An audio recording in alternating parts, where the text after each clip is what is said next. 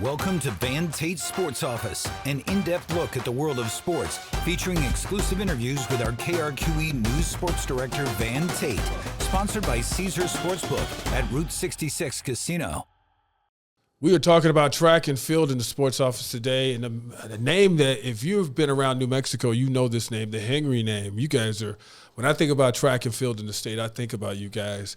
And you're proving that too, because his Cleveland Storm, Kenny Henry has been coaching the Cleveland Storm how long now?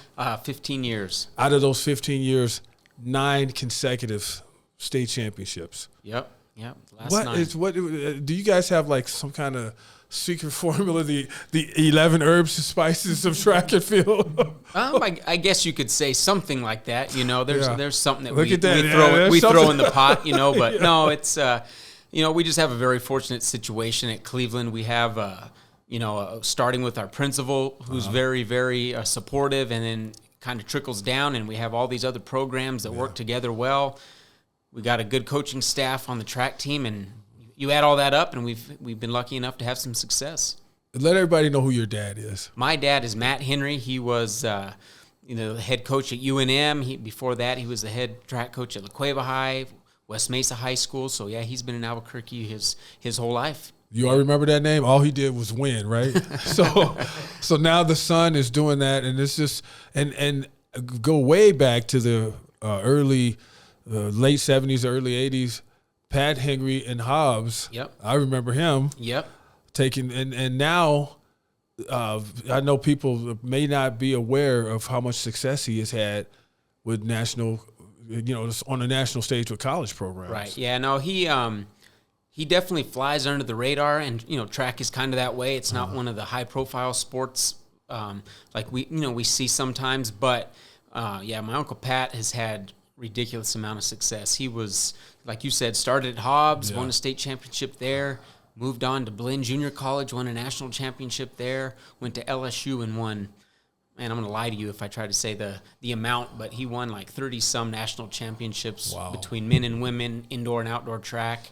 And then he's been now at Texas A&M for a while, and they've won a handful of national championships, men and women. So, yeah, he's the real deal for sure. I told you all it was 11 herbs and spices for track and field.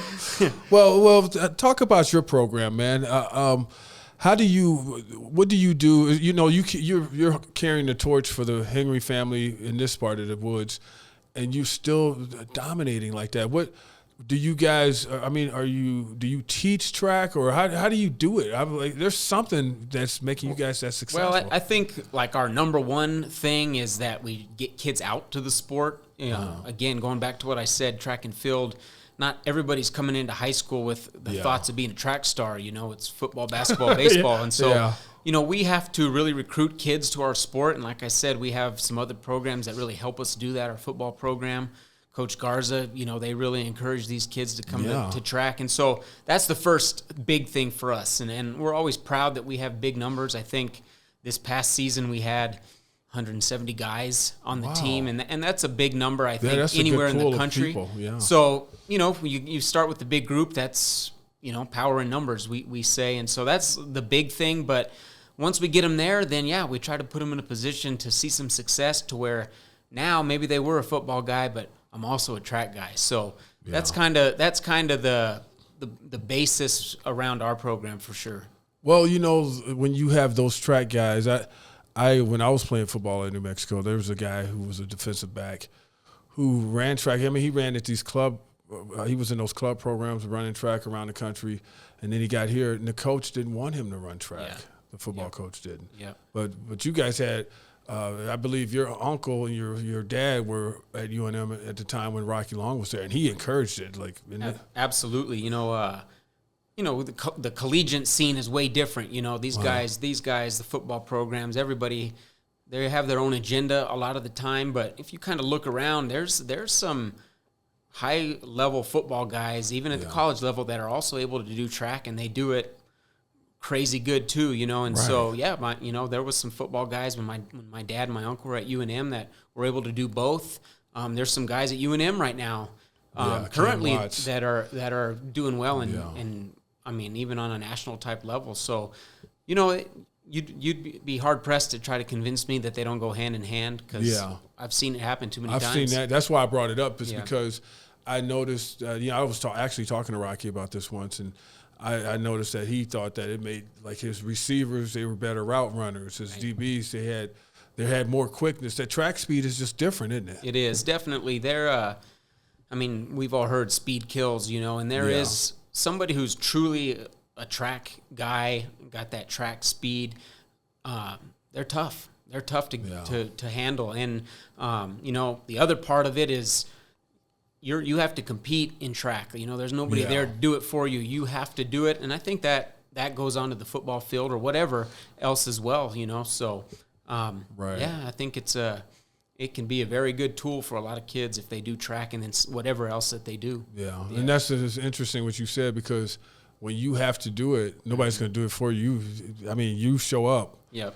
You know how you get in a team situation, you can get a team where some of the guys aren't showing up. Right. Because they're just not feeling it that day or whatever, but it's different in track, man. If you don't show up, you're going to look stupid. Exactly. You're on an island for sure in track. When it's time for you to jump or throw or run, unfortunately, there's nobody else there to help you along. It's just you and whatever work you've put in prior to that. So, it's a little different in that respect. Well, the Great Southwest and all that stuff, do you ever do any work with that? Because I'm sure some of your athletes are competing. Yeah, we had a few athletes that competed in the Great Southwest. We have, for us, we if a kid wants to do the Great Southwest, heck yeah, we encourage them, and we will work out and get ready for it. But it's a high level meet, so it's one of these things. It's after our season ends, and so if they're not willing to keep working out, then it's not for you, because you'll go and you'll look a little ridiculous if you're not ready to go. The conversation is just getting started. We have more on the other side. What are your practices like? Are they intense? I mean, are the kids? Do you just like run them in a crowd? Yeah. Well, we I guess like a normal look at a day of practice for us is we meet with that 170 guys all at once and have kind of a team meeting, and then boom, you break up into your individual disciplines. So the throwers, they're doing their thing, the distance guys are doing their thing, the sprinters, the jumpers. But within each area, it's intense, and it's, for us, it's one of these deals, you can't be out there for 3-4 hours doing what we do. You got to go hit it hard and then get ready for the next day. So it's intense. But there's also this aspect of, as the season goes on, you got to be rested to compete at your best. So, there's definitely a science behind it that, if you're not really in tune to, your athletes may not see the best of what they're capable of doing. It must feel really rewarding to get a kid and you just watch him just blossom. Absolutely. Maybe you saw something in him, but he wasn't quite giving you that, and then all of a sudden the light comes on. Boom. Yep. Oh, no, definitely a situation like that where maybe a kid is talented but doesn't quite figure out what's going on, and then he does. To see that happen is so fun. But even maybe a little less dramatic than that, when you get a kid as a freshman who's struggling to walk and chew gum at the same time too. All of a sudden, here he is as a junior, and this kid's grown physically. He understands the sport, and he's just night and day different to what he was. That's fun. It's fun to kind of see that progression in some of these guys. And for us, that's the other thing. Like, if we can keep them there, most of them do. Most of them see some growth, and they have a good time with it. You sound like you get pretty good numbers. Do you guys have I know in Hobbs and basketball, they used to, all the kids would be playing in the gyms, and in the gym, Tasker would open up the gym and everybody just play all day. I mean, I talked to a couple of guys here because I didn't realize how much basketball I was playing in the summer until I would play in pickup games and stuff like that around here, and they had like, oh man, but that's just because of reps. Sure. And so do you encourage that? Do you do anything? Do you reach out to like some of the younger track people coming up in your area because they're going to be at your school? Not really, honestly. I mean, we have, in Rio Rancho, there's middle school teams, and so we get to see them a little bit prior to them getting to high school. So we might be able to, recognize a kid and say, all right, we're going to have to keep our eye out for this person. But honestly, no, we, and again, track's a little different in that respect. Right. At least our belief is we do it during the season, and when it's out of season, we hope they're in the gym, or we hope they're on the football field doing something else, because we know even that work is helping them for what they're going to do in track, So, it's fun for us when we're not in track season. We get to watch these guys doing what else they do, and it's, it's equally as fun to watch them, compete and grow and do what they do in these other sports, knowing it's going to help us when we see them again. It'd probably be intimidating if you walk around the neighborhood. I got my eye on you. Yeah, I know. They may find a different school to go to. Yeah. Well, do you get people? Do you get that too? Because you've had so much success. There are people who want a competitive environment, and they would transfer their kids and bring them over. Right. Do you end up getting kids sometime that just come? Honestly, no. And I think a big part of that. Again, I've already mentioned it a couple times, but track's a little different, and there's a small proportion of kids who are coming to high school with dreams of being a track star. It's other things. But the other part, you did say that part. But the other part of it is too, just logistically, where Cleveland High School is located, we're way out there, and so as opposed to maybe being in Albuquerque, where you could very easily get to another school within 15 minutes.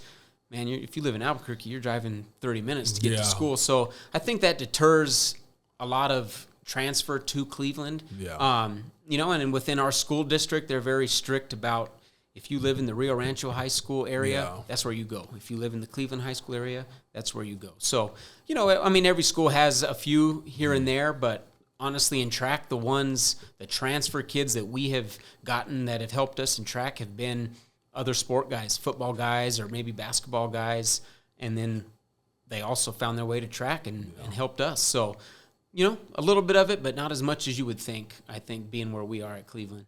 Do you have any track stars from this 9-year stretch that you're still keeping up with, and some of them doing very well? Yeah, absolutely.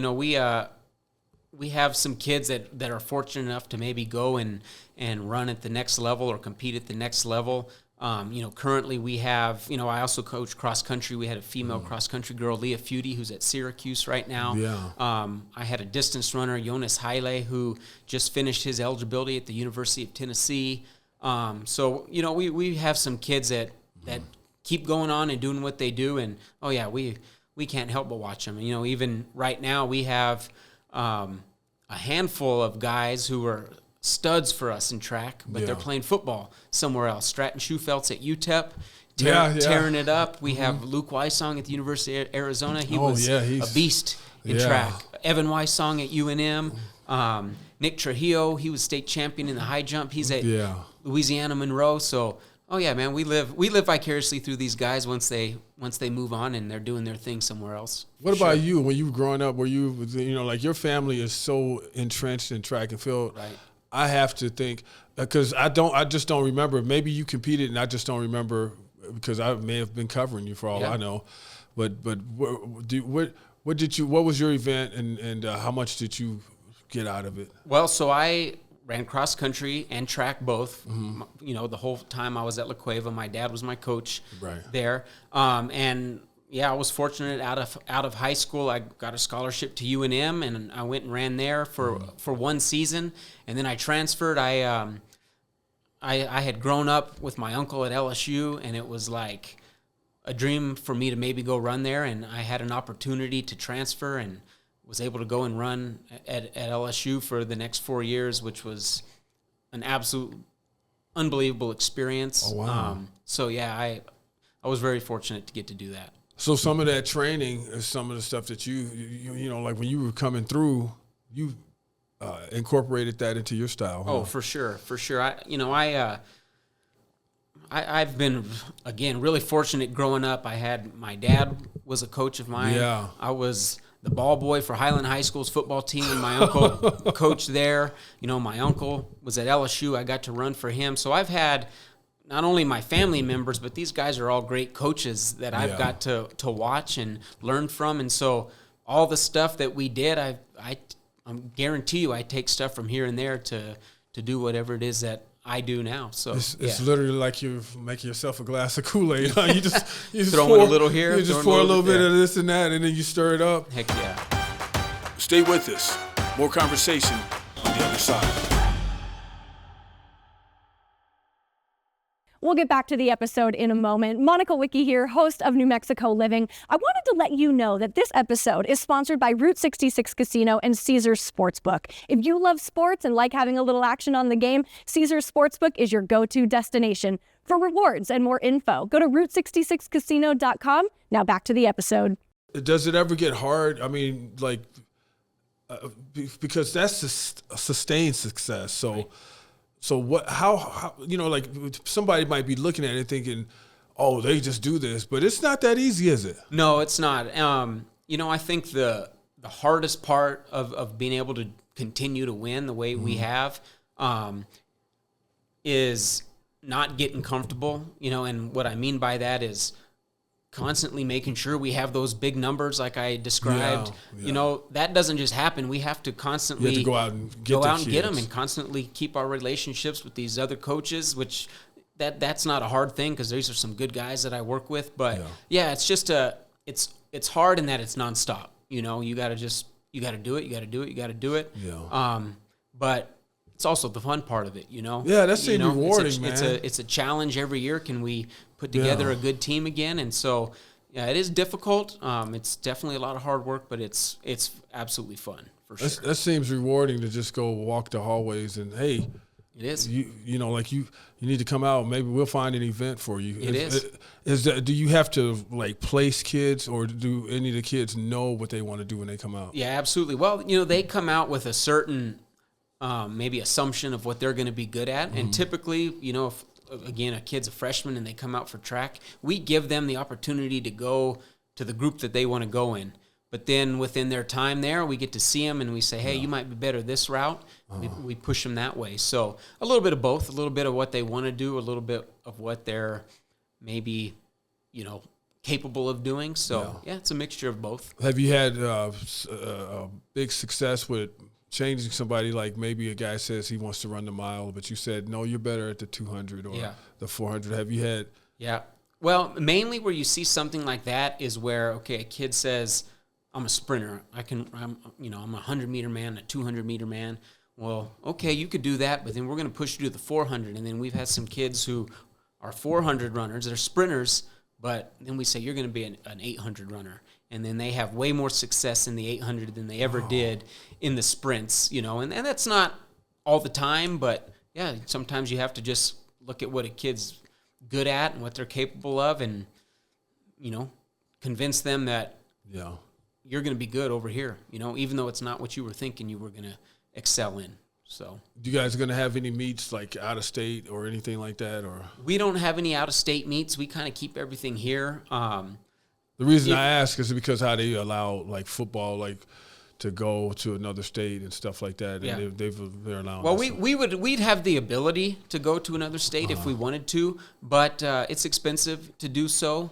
And a lot of other track teams in our state that do travel, they'll take a few athletes. And for us, that's a little hard to do because it goes against kind of our motto, which is the team always. The team first, the team first. So you would have to have the enough resources to take the whole team. Right. But also, going back to what I said about we don't do a whole lot of off-season stuff. It's just when our season starts, which is usually about the second week of February, we go then. And a lot of these kids who are going out of state have to probably train a lot earlier than that. But, if they're in another sport, then it's hard to get them to have more time to do that. But we get enough competition right here in our state, especially recently. New Mexico's track and field has been highly competitive, even on a national level. So we don't feel the need to go out of state to see quality competition. We just keep it here.